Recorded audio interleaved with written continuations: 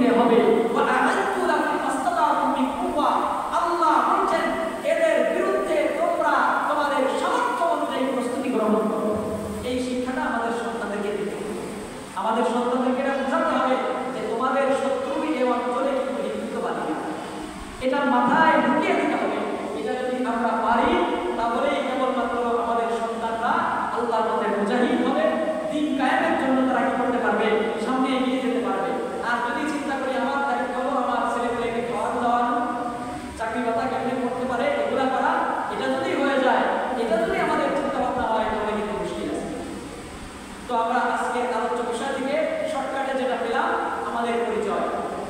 দ্বিতীয় নাম্বার পেলাম আমাদের শত্রুর পরিচয়। আমাদের শত্রুর দুই ধরনের আক্রমণ থেকে বাঁচার